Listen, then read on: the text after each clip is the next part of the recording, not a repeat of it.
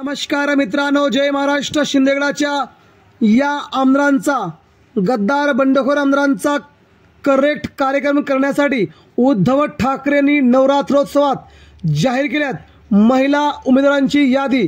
2024 विधानसभा क्षेत्र उद्धव ठाकरेंनी या महिलांना दिली पहिली उमेदवारी.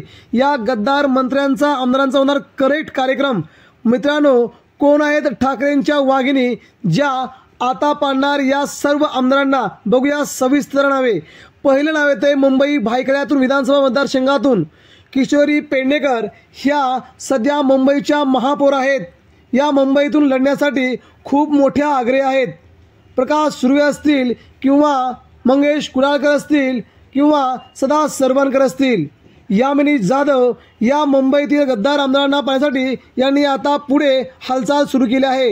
दादर शिवसेनेचा बालेकिल्ला सदा सरवणकर यांच्या विरोधात विशाखा राऊत यांना उद्धव ठाकरे उतरू पाहत आहेत.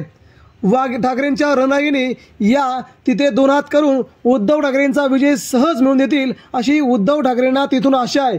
तेथील शिवसैनिकांनी मोठी मागणी केली आहे. त्यामुळे इथे ठाकरेंचा विजय निश्चित मानला जातोय. त्यानंतर पुढच्या महिला वाघिणी आहेत त्या म्हणजे महाड विधानसभेतून स्नेहल जगताप. भरत गोगावले यांना पुन्हा चितपट करण्यासाठी सलग 3 वेळा उद्धव ठाकरे निवडून आणलं, परंतु त्यांनी गद्दारी केली. आता स्नेहल जगताप यांना पुढे करून उद्धव ठाकरे आता बंडखोर आमदारांचा, गद्दार आमदारांचा करेक्ट कार्यक्रम करणार आहेत असं सध्या बोललं जात आहे. ती त्यांचा पराभव होईल. त्यानंतर पुढच्या उमेदवार आहेत ते अंधेरी पूर्व विधानसभेतून ऋतुजा लटके.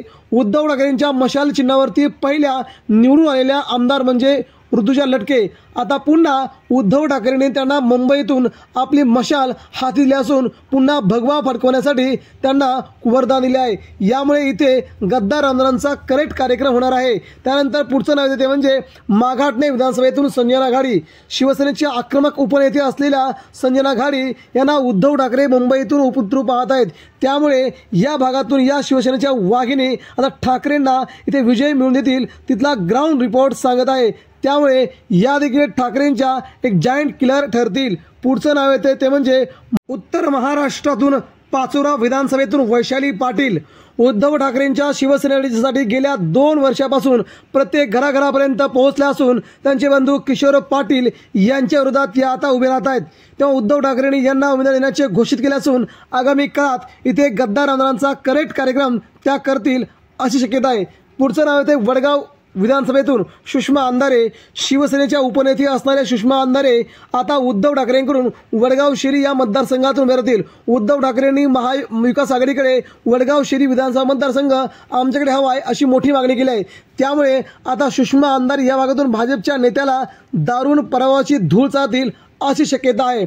त्यानंतर पुढचं नाव येते ते म्हणजे मुंबईतूनच दहिसर विधानसभेतून तेजस्विनी घोसाळकर ज्यांच्या पतींची निर्घृण हत्या झाली, आता त्याच तेजस्वी घोसाळकर यांना उद्धव ठाकरेंनी आपल्या मुंबईतून पुन्हा उभे राहण्यासाठी आदेश दिले आहेत.